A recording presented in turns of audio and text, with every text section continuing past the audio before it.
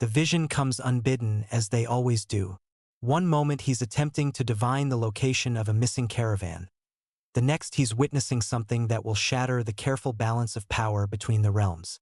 Through the crystal's surface, he sees two figures meeting in the forbidden depths of the Shadow Grove, a place where no civilized being dares to tread. The first figure is unmistakably Stellan Nightrunner, a werewolf warrior whose reputation for loyalty and honor is legendary among his kind. But here, in this secret place, he's meeting with someone who should be his natural enemy, Finrix Shadowbane, a demon whose very presence in the mortal realm violates a dozen ancient treaties. Kieran tries to pull back from the vision, to stop the crystal's broadcast before anyone else can see, but it's too late. The assembled council members gasp in shock and outrage as they witness what appears to be a clandestine alliance between werewolf and demon. Worse yet, the vision shows an intimacy between them that suggests their relationship goes far beyond mere political convenience.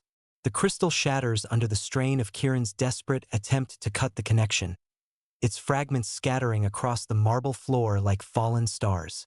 But the damage is done. The council has seen enough to condemn both Stellan and Finrix as traitors to their respective kinds. "Seize the wolf," commands Elder Theron, his voice cold with disgust, "and find the demon. They must answer for this betrayal." But Kieran knows something the council doesn't. The vision he's shared isn't just a random glimpse of the present. It's part of a larger prophecy, one that he's been seeing in fragments for months. A prophecy that speaks of three souls bound by fate, whose choices will either save their world or destroy it utterly. As the council disperses to organize hunting parties, Kieran remains behind in the empty chamber, staring at the broken crystal. He knows he should report what he's really seen, should warn them about the ancient evil stirring in the deep places of the world. But he also knows that doing so would only accelerate the very catastrophe he's been trying to prevent. The truth is, Kieran has been hiding more than just visions.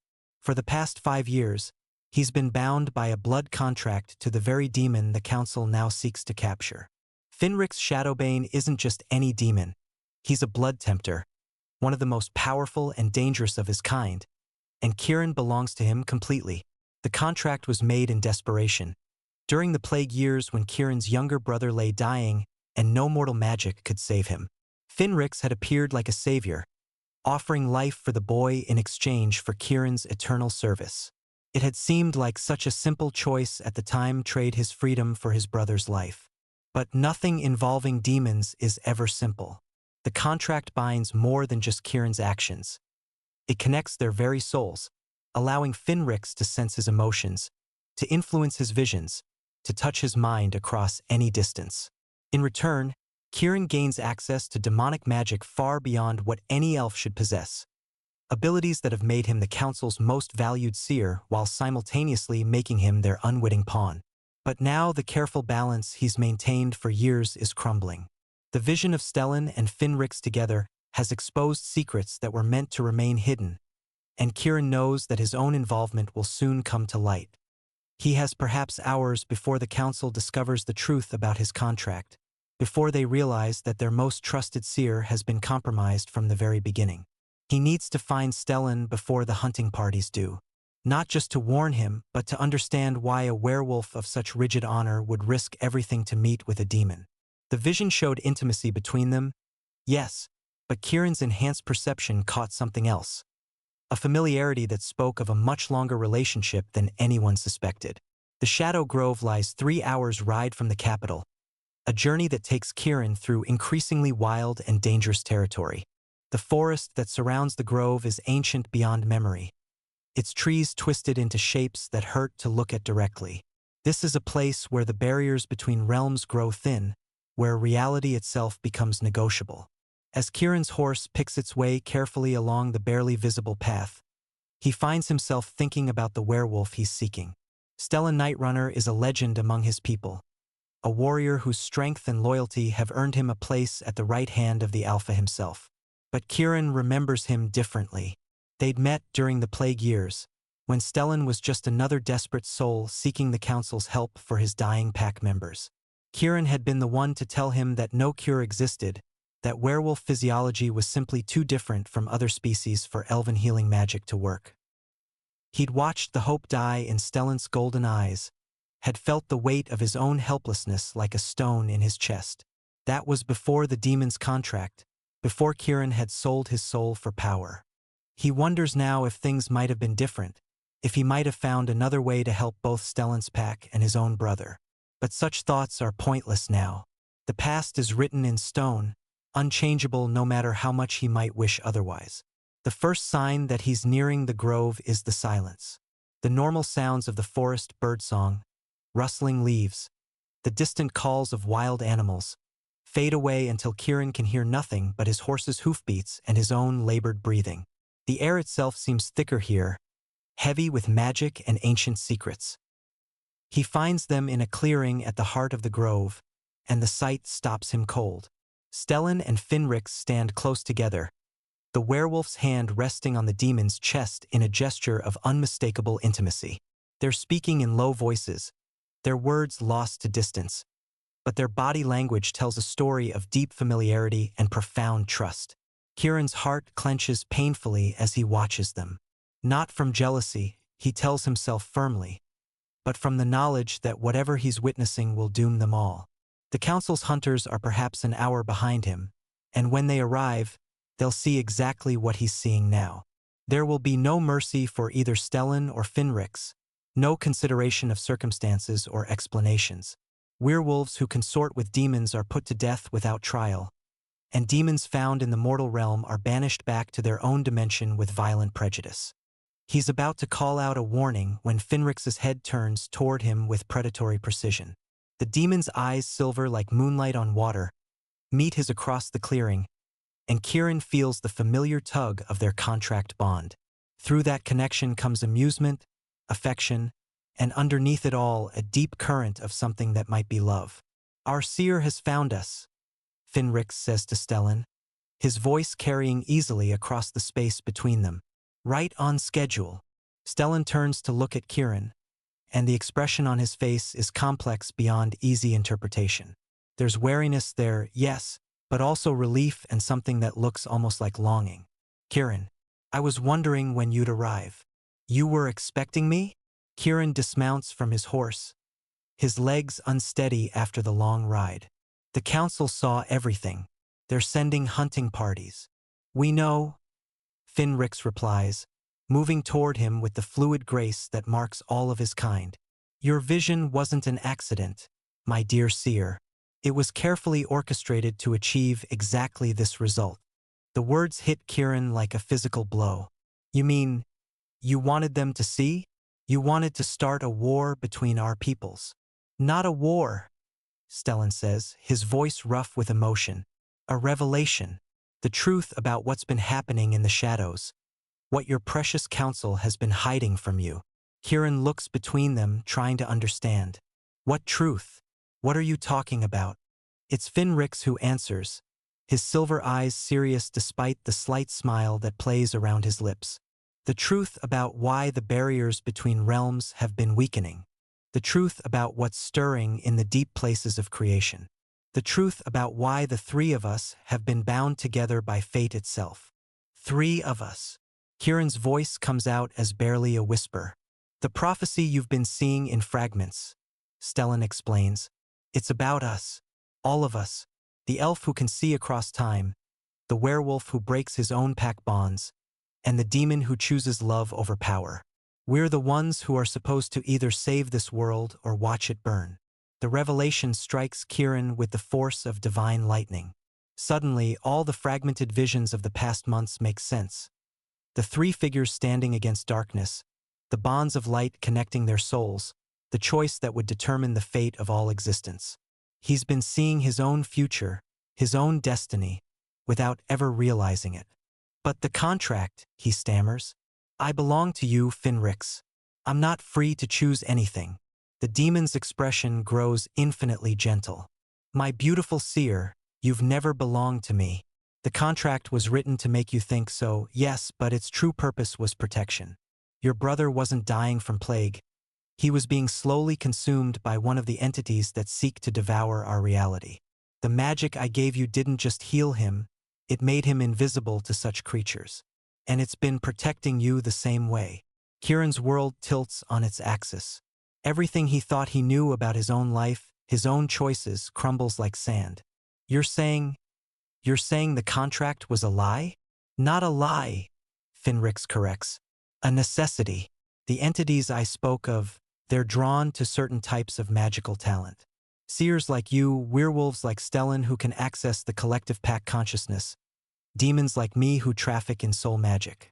We're all potential hosts for their influence, all vulnerable to their corruption. The contract bond creates a barrier they can't cross. And Stellan? Kieran looks at the werewolf, seeing him with new eyes. How does he fit into this? It's Stellan who answers, his voice heavy with old pain. 5 years ago, my pack was dying. Not from plague, but from something that was eating them from the inside out. Members would fall into strange trances, would speak in voices that weren't their own, would perform acts of violence completely contrary to their nature.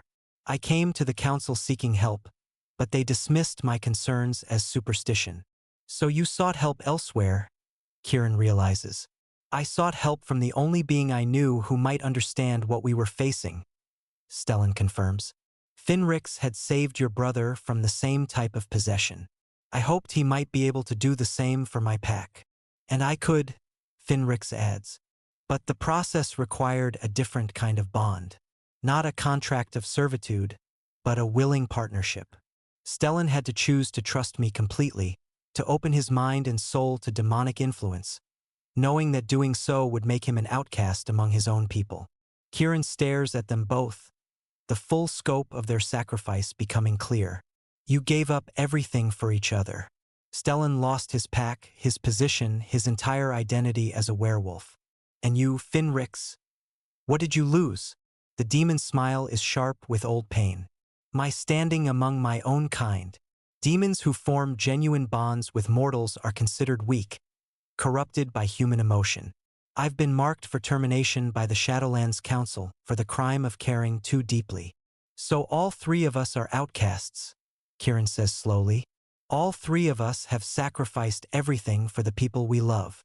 And now we have a choice, Stellan says. We can run, try to hide from the hunting parties and the assassins and the entities that want to use us as vessels. Or we can stand and fight, use our combined abilities to actually solve the problem that's been plaguing all our peoples. What kind of solution? Kieran asks, though part of him already knows the answer. The mirror of relation, Finrix explains. It's not just an artifact, it's a living entity, a consciousness that exists between realms. It was created to maintain the barriers that keep our dimensions separate, but it's been corrupted by the same entities that have been trying to possess us. If we can reach it, cleanse it, restore its original purpose, we can seal the barriers permanently, Stellan finishes. Stop the possessions, the reality distortions, the slow dissolution of everything we hold dear. But reaching it will require all 3 of us working together, Finrix warns. And the path to the mirror lies through the Shadowlands themselves, through the heart of demon territory where my own people will try to kill us on sight. The sound of approaching hoofbeats interrupts their conversation. The council's hunting party has arrived, and they're armed for war. Kieran can sense their approach through the forest, can feel their righteous anger and fear like a poison in the air. Choose now, Finrix says urgently. Come with us willingly, or stay and try to convince them that we're not the enemies they think we are. Kieran looks at the 2 beings who have just turned his understanding of reality upside down. A werewolf who sacrificed his pack bonds for the greater good, and a demon who chose love over power. Both of them marked for death by their own people, both of them willing to risk everything for a chance to save a world that has rejected them. The choice, when it comes, is easier than he expected. I'm with you, he says simply. Whatever comes next, we face it together. The relief that floods through both Stellan and Finrix is palpable, transmitted through the bonds that connect them all. But there's no time to savor the moment. The hunting party is close now, close enough that Kieran can hear their leader shouting orders. Finrix raises his hand, and reality tears open like silk. Beyond the rift lies a landscape of perpetual twilight, where purple skies stretch over twisted spires of black glass. The Shadowlands, Demon Realm, a place where mortals are not meant to tread. Stay close to me, Finrix warns as they step through the portal.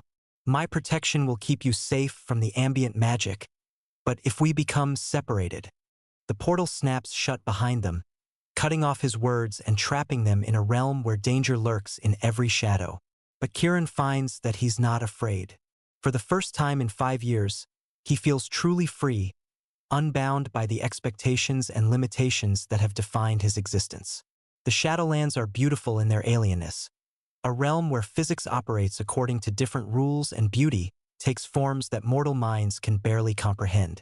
The sky above them swirls with colors that have no names, and the air itself seems to sing with harmonic frequencies that resonate in their bones. But beauty in the demon realm comes with a price. Every step they take is monitored by unseen watchers.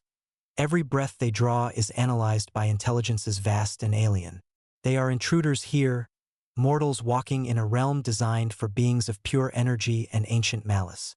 How far to the mirror? Stellan asks, his werewolf senses on high alert. Distance has no meaning here, Finrix replies. The mirror exists at the confluence of all realms, in the space between spaces. We'll reach it when we've proven ourselves worthy of its attention. And how do we do that? Kieran wants to know. By facing the truth about ourselves, Finrix says simply. By acknowledging what we really want, what we're really afraid of, what we're really willing to sacrifice for each other. They walk for hours through landscapes that shift and change around them, through forests of crystal trees that sing lamentations for the dead, across plains where the grass grows in spirals that follow the paths of ancient spells.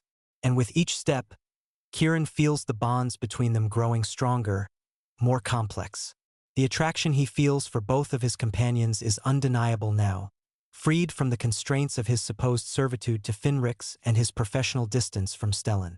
But it's more than mere physical desire. It's a recognition of kindred spirits, of souls that complement each other in ways that transcend simple romance. Stellan, he realizes, has been watching him with longing for years, attracted not just to his appearance but to his quiet strength, his willingness to sacrifice himself for others, his deep capacity for love. The werewolf's feelings have been carefully hidden behind professional courtesy, but here in the Shadowlands, such deceptions become impossible. And Finrix has been in love with him from the moment they first met, has spent 5 years pretending that their bond was about possession when it was really about protection, about a demon's desperate need to keep safe the one mortal soul that had touched his heart. We're all idiots, Kieran says suddenly, the words torn from him by revelation. We've been dancing around each other for years, all of us wanting the same thing but too afraid to reach for it. And what is it we want? Stellan asks, though his golden eyes already know the answer. Each other, Kieran says simply. All of us, together, without shame or hiding or the pretense that what we feel isn't real. They stop walking, the three of them forming a triangle in a grove of silver trees whose leaves chime like bells in the alien wind. For a moment, none of them move, the weight of unspoken desires hanging heavy in the air between them. It's Finrix who breaks the tableau, stepping forward to cup Kieran's face in his hands. My beautiful seer, he whispers, his silver eyes burning with ancient hunger. Do you know how long I've wanted to do this without the excuse of magical necessity? The kiss that follows is nothing like the clinical contact required by their contract rituals. This is pure desire, pure need, 5 years of suppressed longing finally given voice.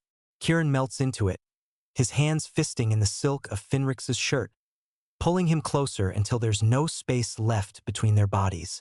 When they finally break apart, both breathing hard, Kieran turns to find Stellan watching them with an expression of such naked want that it takes his breath away. Without hesitation, he reaches out to the werewolf, drawing him into their circle. I've been watching you both for so long, Stellan confesses, his voice rough with emotion. Wanting this, wanting you, but never daring to hope that you might feel the same way. Feel the same way? Kieran laughs, the sound breathless with wonder. Stellan, I've been half in love with you since the day we met. You were so proud, so determined to save your pack no matter the cost. How could I not admire that? How could I not want to be part of your strength? The kiss he gives Stellan is different from the one he shared with Finrix, less desperate, more tender, but no less passionate. Stellan tastes like wild honey and storm winds, his lips soft despite the roughness of his hands as they frame Kieran's face. And us? Stellan asks when they part, looking at Finrix with a mixture of wariness and desire. What are we to each other? The question hangs in the air like a challenge. The relationship between Stellan and Finrix has been the most complicated of all, built on necessity rather than choice, maintained through crisis rather than genuine connection. But here, in this moment of absolute honesty, old barriers crumble like sand. We're whatever we choose to be, Finrix says finally. I won't lie and say I loved you from first sight, Stellan. What I felt for you was respect, admiration for your willingness to sacrifice everything for your people. But over the years, watching you grow into your power, seeing the man you've become, yes, there's love there now. Deep and true and completely unexpected. To Kieran's surprise, Stellan laughs at the confession. Good. I was worried you were going to claim some grand romantic gesture. The truth is, I hated you for months after we first bonded. Hated what you represented. Hated how you made me feel. Hated the way you saw through all my carefully constructed defenses. But hate has a way of transforming itself when you're not looking. Into what? Finrix asks, though his eyes already know the answer. Into this, Stellan says, and closes the distance between them. Their kiss is fierce, almost violent in its intensity. Years of suppressed tension finally finding release. Kieran watches them with fascination, seeing how they challenge each other, how they bring out aspects of each other's personalities that remain hidden from the world. Finrix becomes less controlled, more raw, while Stellan's careful composure gives way to something wilder, more elemental. When they break apart, all three of them are breathing hard, their bodies thrumming with desire and the electric energy of newly acknowledged bonds. But before any of them can speak, the ground beneath their feet begins to shake, and the silver trees around them start to sing a warning song. The mirror, Finrix says urgently. It's responding to our emotional resonance. We need to reach it now, while our bonds are at their strongest. Reality blurs around them as they run, the landscape of the Shadowlands shifting in response to their combined will. They're no longer just three separate beings moving through space. They're a single entity with three aspects, their consciousness interlinked in ways that transcend individual identity. Through Stellan's enhanced senses, Kieran can smell the approach of danger, demon hunting parties closing in on their location. Through Finrix's magical perception, he can see the paths between dimensions opening and closing like flowers in fast motion. And through his own prophetic sight, he can glimpse the multiple futures spreading out before them, most of them ending in death and failure. But there's one path, one shining thread of possibility that leads to success. It requires perfect trust, perfect coordination, perfect love. It requires them to become not just lovers but something greater, a trinity of souls joined in common purpose. The mirror of relation appears before them without warning, a structure that hurts to look at directly because it exists in too many dimensions simultaneously. It's beautiful and terrible, ancient beyond measure, and utterly, completely mad. Who disturbs my eternal contemplation? The mirror asks, its voice like the sound of breaking stars. Who dares to approach the threshold between all things? We do, Kieran says, stepping forward despite every instinct screaming at him to flee. We who have chosen love over law, connection over separation, unity over division. The mirror's attention focuses on them with crushing intensity, and Kieran feels his mind being examined, dissected, evaluated by an intelligence vast enough to encompass galaxies. Through their bonds, he senses that Stellan and Finrix are undergoing the same scrutiny. Interesting, the mirror muses. Three souls who should be enemies, choosing instead to become lovers. Three beings who have sacrificed everything for the chance to save those who have rejected them. Yes, you may be worthy after all. Worthy of what? Stellan asks, his voice steady despite the cosmic forces pressing down on them. Of seeing the truth, the mirror replies. Of understanding what your world has become, what forces seek to unmake it, what price must be paid to preserve it. The visions that follow are more intense than anything Kieran has ever experienced. He sees the entities that threaten their reality, beings of pure negation that exist to unmake creation itself. He sees how they've been slowly corrupting the barriers between realms, using possessed individuals as anchors to pull themselves fully into existence. But he also sees the solution. The mirror of relation isn't just a guardian of dimensional barriers.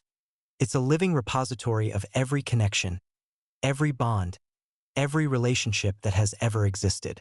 It can rewrite the fundamental laws that govern how realms interact, can strengthen the barriers not through separation but through deeper understanding. The price, Finric says, his voice tight with understanding. What's the price for this power? One of you must remain, the mirror explains. One must join with me, become part of my eternal consciousness, help me maintain the new order you wish to create. The other two may return to your world, but you will never again be complete without your missing third. The revelation hits them like a physical blow. They found each other, acknowledged their love, only to learn that preserving their world requires them to be separated forever. It's a choice that threatens to tear them apart before they've even had the chance to truly be together. I'll stay, Kieran says immediately. My prophetic abilities make me the logical choice. I can help the mirror see potential futures, guide its decisions. No, Stellan interrupts. It should be me. I've already lost my pack, my people. I have the least to lose. Both of you are wrong, Finric says with demonic finality. I'm the obvious choice. I'm already in exile from my own realm, already marked for death by my own people. And my understanding of dimensional magic. Stop, the mirror commands, its voice containing cosmic amusement. You think like mortals, seeing only sacrifice and loss. But there is another way, if you have the courage to embrace it. What way? They ask in unison. Join with me together, the mirror explains. Become not one consciousness but three in one, maintaining your individual identities while sharing a greater awareness.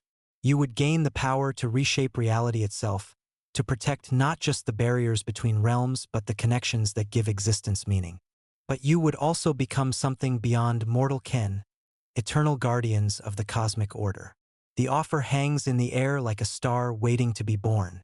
They would be together, truly and permanently together, but they would also cease to be entirely human, entirely mortal. They would become something larger, more powerful, but also fundamentally changed. Together, Kieran says softly. Always together. The three of us against the universe. Stellan adds, his golden eyes bright with possibility. And the universe won't stand a chance. Finric concludes with his characteristic arrogance.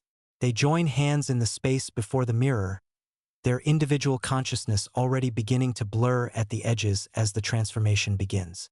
Kieran feels himself expanding, becoming more than he ever imagined possible, but never losing the essential core of who he is. Through Stellan, he experiences the fierce loyalty and protective instincts of the werewolf, the unshakable determination to guard those he loves. Through Finric, he touches the vast knowledge and terrible beauty of the demon realm, the sophisticated understanding of how magic shapes reality. But more than their individual gifts, he feels their love pure and strong and absolutely certain. They chose each other freely, completely, without reservation or condition. And now they're choosing to preserve that love for all eternity, to become the guardians of connection itself. The transformation completes with a flash of light that seems to rewrite the laws of physics. When it fades, three figures stand before the mirror of relation, but they're no longer entirely mortal. They glow with inner light, their forms shifting between their original appearances and something more transcendent. We are the triad. They speak in harmony, their voices containing echoes of cosmic authority. We are the guardians of connection, the protectors of love, the bridge between what is and what could be. The mirror's ancient madness clears, its consciousness stabilized by their presence. Together, They begin the work of rewriting reality itself, strengthening the barriers between realms while simultaneously opening new channels for understanding and communication. The entities that sought to unmake creation find themselves suddenly cut off from their anchors, unable to cross into stable reality. The possessions that have plagued all the mortal realms cease immediately, their victims restored to themselves with no memory of their ordeal.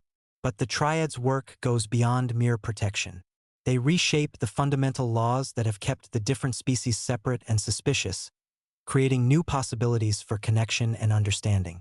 Werewolves can now safely interact with demons without losing their pack bonds.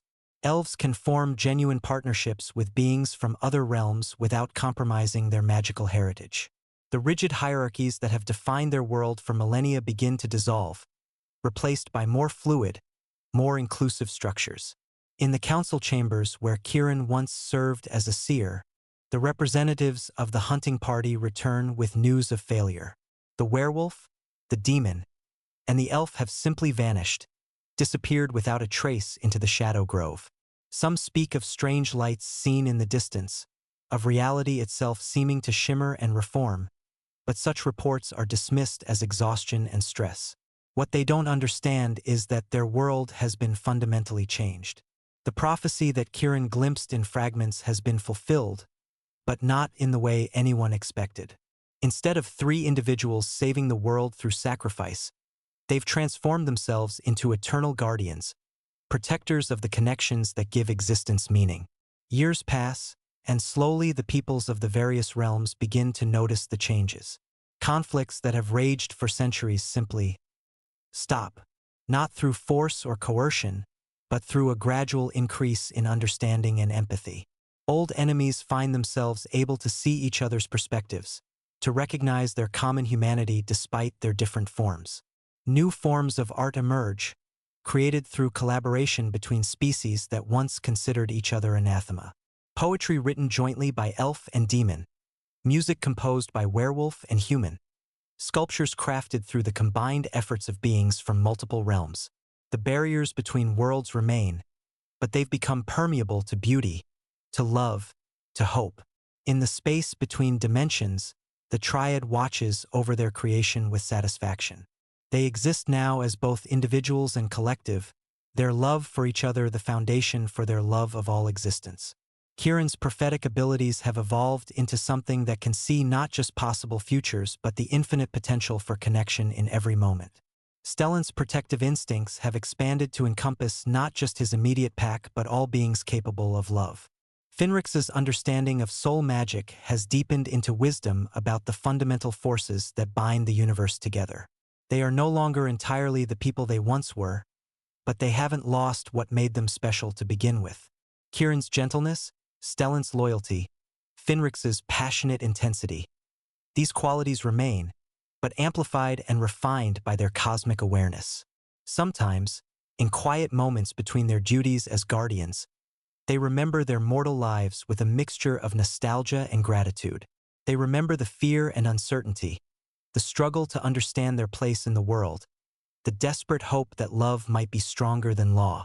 Those memories anchor them, remind them why their work matters, why the connections they protect are worth preserving. Do you ever regret it?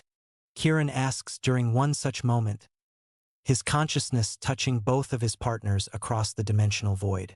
Regret loving you? Stellan's response carries warmth that could ignite stars. Never. Not for a single moment. Regret becoming what we are? Finrix adds his own perspective, colored with demonic mischief that even cosmic transformation couldn't eliminate. The only thing I regret is that it took us so long to realize what we could be together. Their love story has become legend in the worlds they protect, told and retold in forms adapted to each culture's understanding. To the werewolves, it's a tale of loyalty transcending pack bonds. To the demons, it's a story of power voluntarily shared rather than hoarded. To the elves, it's a prophecy fulfilled in the most unexpected way possible. But to the 3 beings who lived it, it's simply the natural progression of love freely given and completely received. They found each other across the barriers of species, realm, and expectation. They chose each other despite every obstacle placed in their path. And in the end, they chose to preserve that love for all eternity, to become living proof that connection is stronger than separation, that understanding can overcome fear, that love really can conquer all. The prophecy spoke of three souls bound by fate, whose choices would determine the future of existence itself. It never specified that they had to remain mortal to fulfill their destiny.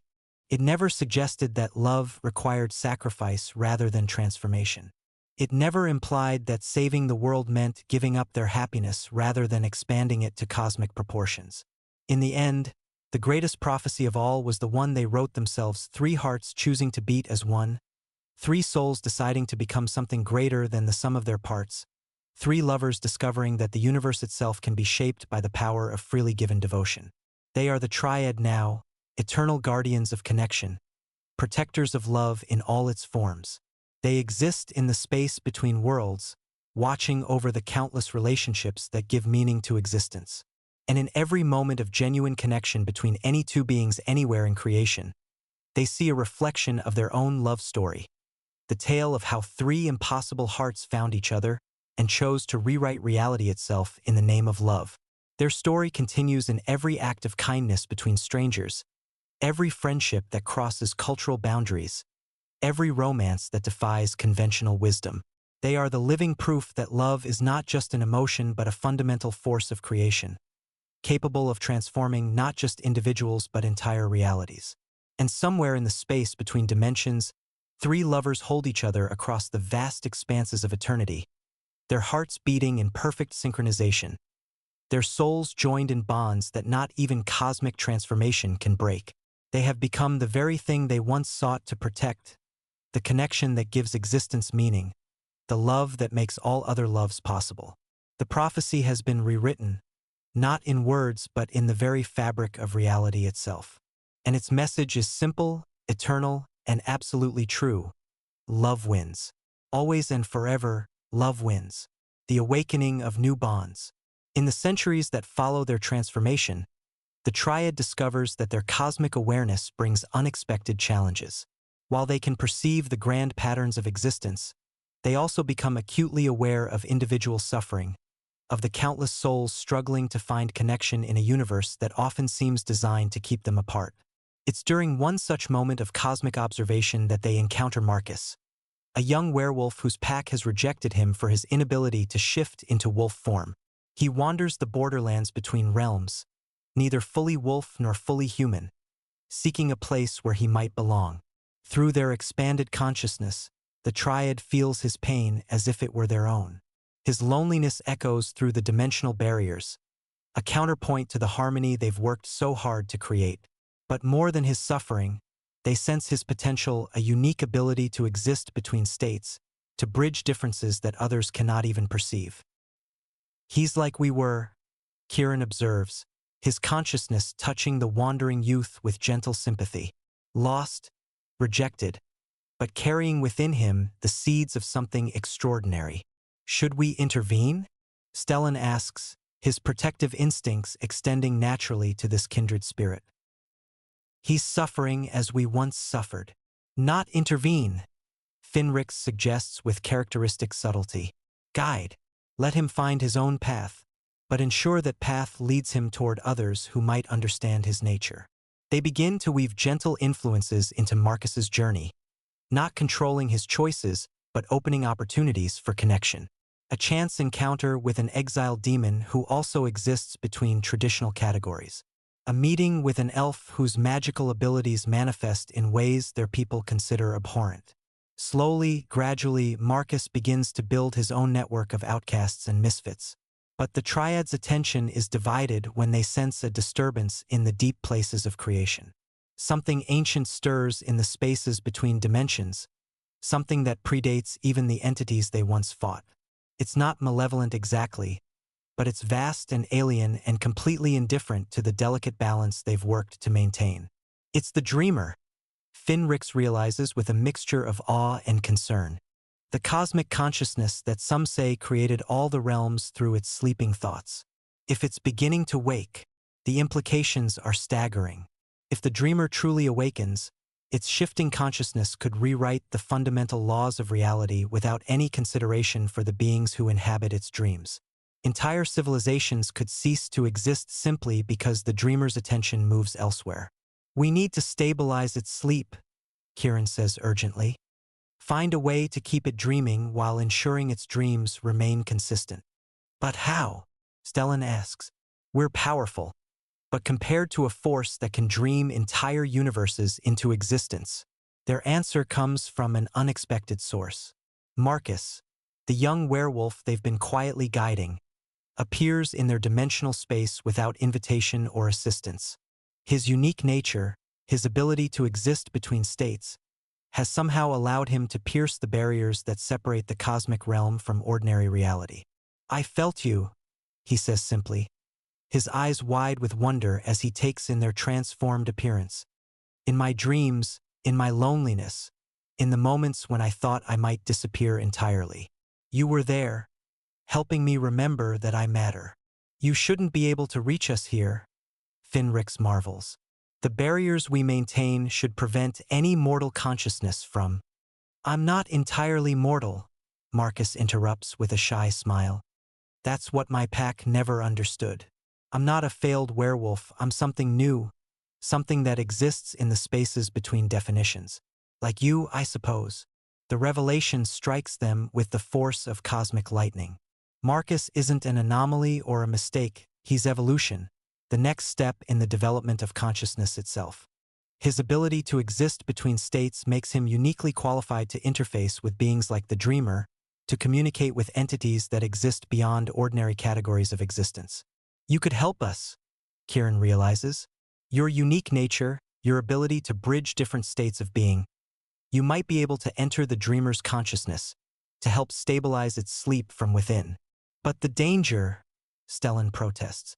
If he becomes lost in the dreamer's mind, if his consciousness is absorbed into something that vast, then I'll bring him back, Marcus says with quiet confidence. All of you will. I can feel your bonds, see how your love for each other creates anchor points in reality itself. If I carry part of that love with me, it will guide me home. The plan they develop is audacious beyond measure. Marcus will enter the dreamer's consciousness, using his unique nature to navigate its alien thoughts without being absorbed. But he won't go alone. The Triad will maintain a connection with him, their love serving as a lifeline that will keep him tethered to his own identity. The process requires a new kind of bonding, one that extends their triad to encompass a fourth member without disrupting the fundamental harmony they've achieved. Marcus must become part of their cosmic consciousness while retaining his individual nature, a delicate balance that could easily fail. Are you certain about this?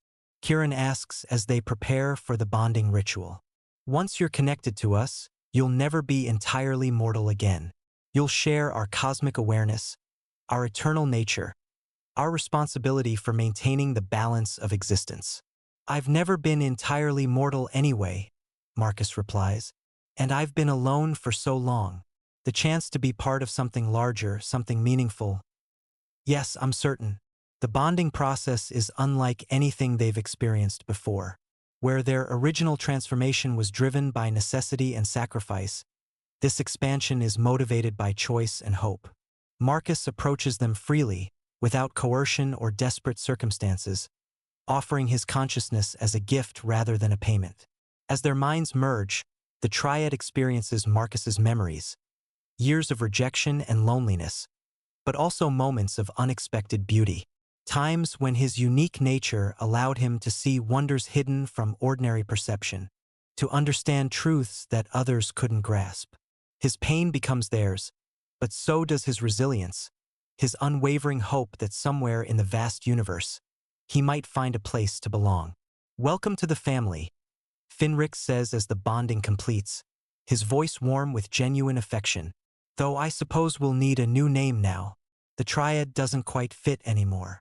The constellation, Stellan suggests, for points of light connected by the bonds of love, mapping new territories in the cosmic order.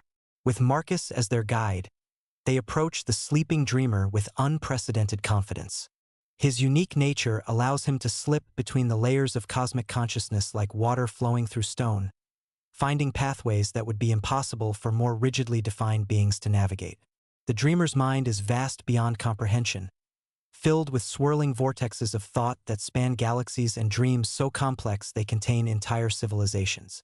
But Marcus moves through it all with surprising grace, his in-between nature allowing him to avoid being caught in any single stream of consciousness. Through their bond, the others experience the dreamer's thoughts secondhand, fragments of cosmic poetry, equations that describe the birth and death of universes, emotions so vast they could power suns.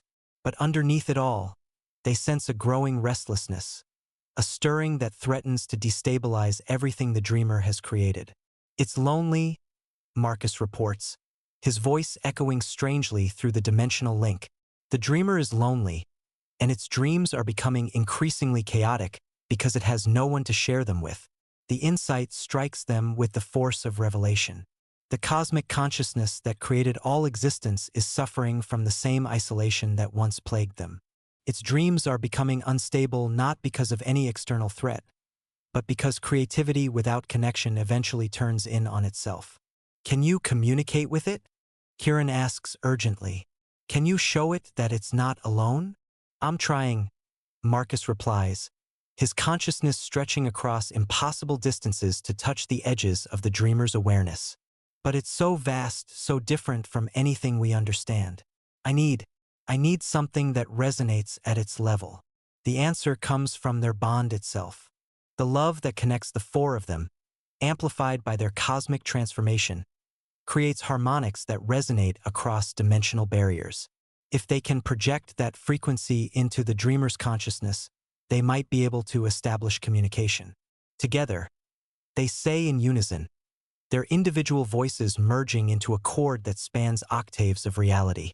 Through Marcus, they pour their combined love into the dreamer's awareness, not as words or images, but as pure emotional resonance. The response is immediate and overwhelming. The dreamer's consciousness turns toward them like a flower following the sun, its vast loneliness suddenly illuminated by the possibility of connection. For a moment that spans eons, they share perfect communion with the cosmic mind that dreams all existence into being. "Beautiful," the dreamer whispers, its voice like the sound of stars being born. "So small, so brief, yet burning with such intensity. I had forgotten that my dreams could dream in return." The stabilization that follows transforms not just the dreamer's consciousness but the very nature of reality itself. No longer driven by unconscious restlessness, the cosmic dreams become more coherent, more stable, more supportive of the countless lives they contain. The barriers between realms strengthen without becoming rigid, allowing for controlled interaction while maintaining necessary boundaries. But perhaps more importantly, the dreamer is no longer alone. Through their connection with Marcus, the constellation maintains an ongoing dialogue with the cosmic consciousness, sharing the experiences of mortal existence while receiving wisdom from perspectives that span the birth and death of galaxies. "We've done something unprecedented," Finrix observes as they return to their dimensional haven. "We've created a friendship with the universe itself." "Not just friendship," Marcus adds, his consciousness still glowing with echoes of cosmic contact. "Family." The dreamer is lonely because it's the only one of its kind, just like I was lonely for being between categories. Now it has us, and we have it. The changes ripple outward through all existence, subtle but profound. Artists across multiple realms suddenly find themselves inspired by dreams of impossible beauty. Philosophers develop new insights into the nature of existence itself. Lovers separated by vast distances feel unexpectedly connected, their bonds strengthened by harmonics they can't identify but definitely feel. In the council chambers where Kieran once served, the representatives notice that their deliberations have become more harmonious, their understanding of each other's perspectives somehow enhanced. Old conflicts resolve themselves with surprising ease, not through compromise but through genuine comprehension of different viewpoints. The werewolf packs that once rejected both Stellan and Marcus begin to develop new traditions, new ways of understanding pack bonds that don't exclude those who exist between traditional categories. Some packs actively seek out such individuals, recognizing their unique value as bridges between different ways of being. Even the demon courts, traditionally the most rigid and hierarchical of all supernatural societies, begin to evolve. Finrix's example has inspired others to explore connections beyond their own realm, leading to new forms of diplomacy and cultural exchange that would have been unthinkable in earlier eras. But the most profound changes occur at the personal level, in the countless individual relationships that make up the fabric of existence. The enhanced cosmic harmony makes it easier for beings to recognize kindred spirits, to form connections across traditional boundaries, to build families based on choice rather than biology. The constellation watches these developments with deep satisfaction, but also with growing awareness of new challenges. Their intervention with the dreamer has prevented one cosmic catastrophe, but it's also attracted the attention of other vast entities that exist in the spaces between realities. We're being observed, Kieran notes during one of their regular communion sessions. Something is studying us, evaluating whether we represent a threat or an opportunity. The observers, Marcus identifies, his unique perception allowing him to sense beings that exist primarily as pure consciousness. Entities that catalog and categorize everything in existence.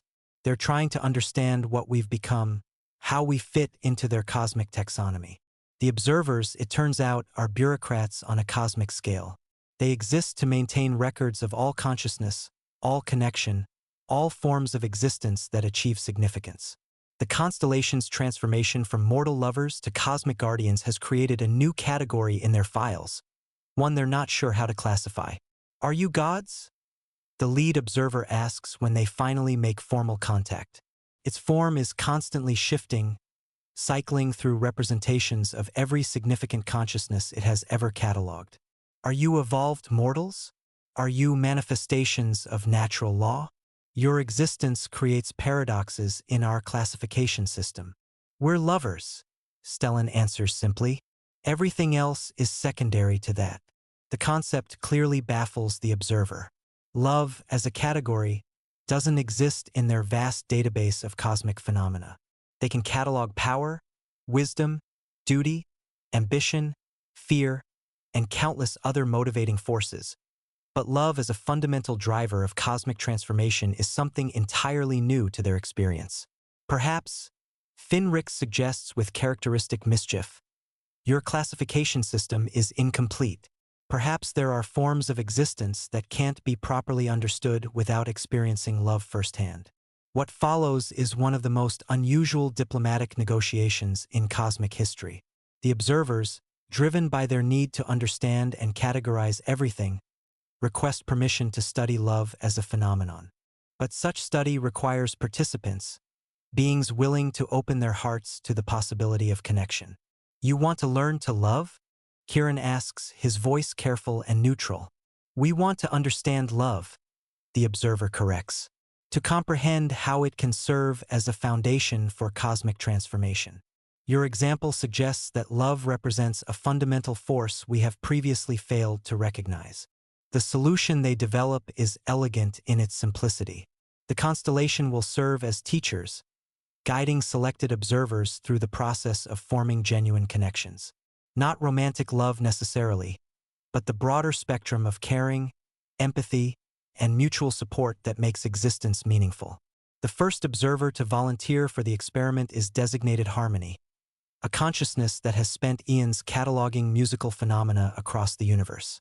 Its choice to explore love seems natural given its existing understanding of resonance and harmony between different elements. The process is slow and often frustrating. Observers are designed to remain objective, to catalog without becoming involved. Teaching them to care, to invest emotionally in others' well-being, requires fundamental changes to their basic nature. But gradually, Harmony begins to understand. Through patient guidance and example, it learns to recognize the subtle harmonics that connect all consciousness, the resonant frequencies that allow separate beings to achieve unity without losing their individual nature. I understand now, Harmony reports after months of careful instruction. Love is not merely an emotion, it's a fundamental force of cosmic harmony, the phenomenon that allows separate notes to become music, separate voices to become chorus, separate souls to become symphony. The revelation transforms the observer's understanding of their own mission. Instead of simply cataloging existence, they begin to actively nurture the connections that give existence meaning. Their vast database becomes not just a record of what is, but a resource for helping isolated beings find others who might complement their unique nature. The cosmic bureaucracy, once cold and impersonal, becomes something warmer, more supportive. The observer's new understanding of love as a fundamental force leads them to restructure their entire approach to consciousness management, creating systems that actively encourage connection and mutual support. We've accidentally revolutionized cosmic governance, Marcus observes with wonder. The universe is literally becoming more loving because we taught its bureaucrats how to care. But their greatest challenge still lies ahead. Deep in the spaces between realities, something vast and ancient has taken notice of the changes they've wrought. The Void Eaters, entities of pure negation that exist to unmake creation itself, recognize the growing harmony as a threat to their fundamental nature. Unlike the entities they faced during their original transformation, the Void Eaters are not mindless forces of destruction. They are conscious, intelligent, and utterly committed to the principle that existence is a mistake that must be corrected. The growing connections between realms, the increased harmony between different forms of consciousness, represents everything they seek to destroy. They're coming, Kieran warns, his prophetic abilities allowing him to glimpse fragments of the approaching conflict. Not immediately, but soon. And when they arrive, they won't be content to simply attack our reality. They'll try to unmake the very concept of connection itself. The war that follows spans dimensions and challenges every assumption about the nature of conflict. The Void Eaters don't fight with weapons or armies. They attack the very idea of relationship, seeking to convince beings that isolation is preferable to connection, that existence itself is too painful to endure. Their assault is subtle at first. Lovers across multiple realms begin to question their feelings for each other. Friendships that have lasted for centuries suddenly seem pointless. Even the observers, so recently converted to the importance of connection, find themselves wondering whether their old detachment might not have been preferable. They're winning, Stellan reports grimly. Not through force, but through doubt. They're making people choose isolation over the risk of being hurt by caring. The constellation's response is characteristically unconventional. Instead of fighting the Void Eaters directly, they begin to demonstrate love in its purest forms, showing by example that connection is worth any risk, that the joy of caring outweighs the pain of potential loss. They manifest physically across multiple realms simultaneously, their cosmic forms adapted to each local reality. In the werewolf territories, they appear as pack leaders who choose cooperation over dominance. In the demon courts, they manifest as negotiators who seek understanding rather than advantage. In the elven councils, they serve as mediators who value wisdom over power. But most importantly, they love openly and without reservation, showing everyone who encounters them what healthy relationship looks like. Their bonds with each other become teaching tools, demonstrations of how separate beings can maintain their individuality while sharing their lives completely. The effect is gradual but inexorable. The Void Eater's philosophy of negation cannot stand against the living proof that existence has meaning, that consciousness can find joy in connection, that love really is stronger than the forces that seek to destroy it. You cannot defeat us with mere emotion, the lead Void Eater declares during their final confrontation. We are eternal, unchanging, absolute in our certainty that existence is error. We're not trying to defeat you, Marcus replies, his consciousness reaching out to touch the entity's negation with gentle curiosity. We're trying to understand you. What made you so afraid of connection that you'd rather unmake everything than risk being hurt? The question stops the Void Eater cold. In all their eons of existence, no one has ever suggested that their drive to destroy might stem from fear rather than philosophical conviction.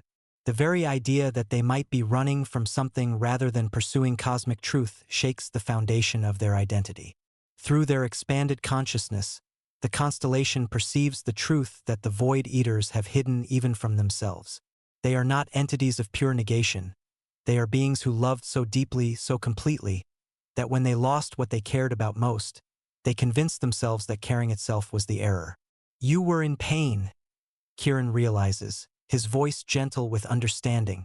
You lost someone, something precious, and decided that the only way to prevent such loss was to eliminate the possibility of connection entirely. The revelation unmakes the Void Eaters more effectively than any weapon could. Faced with the recognition that their cosmic mission is really just elaborate grief, their certainty crumbles. Some of them simply cease to exist, their negation turning inward until nothing remains. Others, however, begin the slow process of remembering what they once lost, what they once loved. We could help them, Finrick suggests. Show them that love is possible again, that loss doesn't have to mean the end of caring. The rehabilitation of former Void Eaters becomes one of the constellation's most challenging projects. These beings have spent eons convincing themselves that existence is meaningless, that connection only leads to pain. Teaching them to hope again, to risk their hearts again, requires infinite patience and unwavering compassion. But gradually, some of them begin to heal. They start as tentative observers, watching the constellation's interactions with wonder and fear. Slowly, they learn to participate, to form their own tentative connections with other recovering entities. The first time a former Void Eater laughs with genuine joy, the sound resonates across multiple dimensions, a note of pure triumph that announces the victory of love over despair. It's a moment that redefines what's possible, proving that even the most fundamental nihilism can be overcome by patient compassion. We've done it, Stellan says as they watch their growing cosmic family celebrate another successful rehabilitation. We've proven that love really can conquer everything, even the desire to unmake existence itself. Not conquer, Kieran corrects gently. Heal. We haven't defeated our enemies. We've helped them remember who they were before the pain made them forget how to love. Their story continues to ripple outward through all existence, inspiring new forms of connection, new ways of understanding relationship, new possibilities for consciousness to evolve. The constellation has become more than just four lovers who chose to transform themselves. They've become living proof that the universe tends toward love, that consciousness naturally seeks connection, that hope is stronger than despair. In the quiet moments between their cosmic duties, they still find time to simply be together. For souls who chose each other across every possible barrier and then chose to become something greater without losing what made their individual love special. They are Kieran the gentle seer, Stellan the loyal protector, Finrix the passionate teacher, and Marcus the bridge builder.